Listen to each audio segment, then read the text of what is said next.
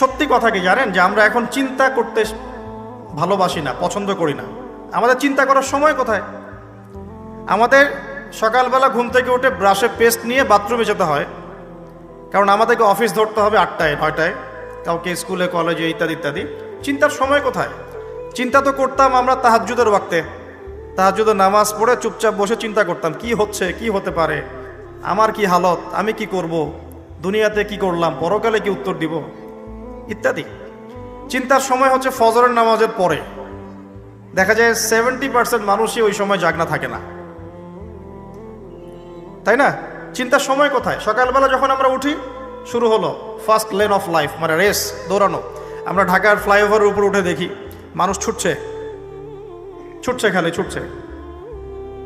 1 second কেউ কাউকে ছাড় দিবে না। তখন গাড়ি ড্রাইভ করছি, 1 সেকেন্ড সে যে ছাড় দিবে, একটু দাঁড়াবে, আমরা চলে যাব, সাইড দিবে না, কারণ ও আর প্রতিযোগিতায় আছে কে কার আগে যেতে পারে। কেউ কাউকে ছাড় দেয় না। তো এটা কি, কিসের প্রতিযোগিতা? দুনিয়ার। এই ব্যস্ততা কিসের বলেন? দুনিয়ার। এখন এই ব্যস্ততার সময় ঠান্ডা মাথায় চিন্তা করার সময় কোথায়?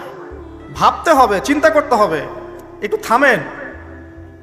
এই যে ব্যস্ততার যুগে আপনি ঢুকে গেছি আমরা, সকাল থেকে শুরু করে রাত পর্যন্ত একটাই ফিকির, একটাই চিন্তা, টাকা পয়সা, বাড়ি গাড়ি, স্ত্রী সন্তান, বউ বাচ্চা, আমার ক্যারিয়ার, আমার রিজিক, এই তো। একটু এর মাঝে সময় নেন, আল্লাহকে সময় দেন, নিজের অতীতের পাপগুলোকে নিয়ে ভাবেন। কত বছর আমরা পৃথিবীতে থাকতে পারি?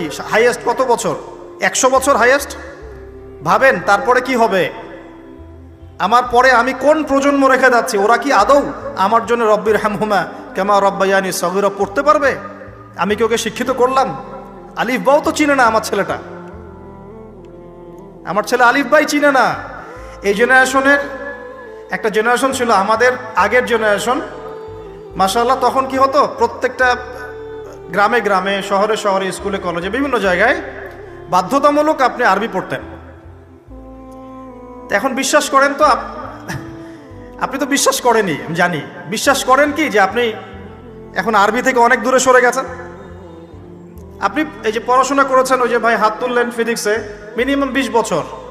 তা আপনি 20 বছরে 20টা সূরা শিখেছেন কি? আমরা আমাদের পরের জেনারেশনকে কোন হালতে রেখে যাচ্ছি, এগুলো কি ভাবতে হবে না, হবে না? আলী ইবনে আবি তালেবের একটা কথা বলি, তাহলে আপনি বুঝবেন। আলী ইবনে আবি তালেবের নাম কি শুনেছেন আপনি? শোনা উচিত ছিল। তারা আপনার আইডল। আমাদের আইডল হচ্ছে মুহাম্মদ সাল্লাল্লাহু আলাইহি ওয়াসাল্লাম, সাহাবায়ে কেরাম, তাবে তাবেঈন, ইমামগণ, মুজতাহিদ।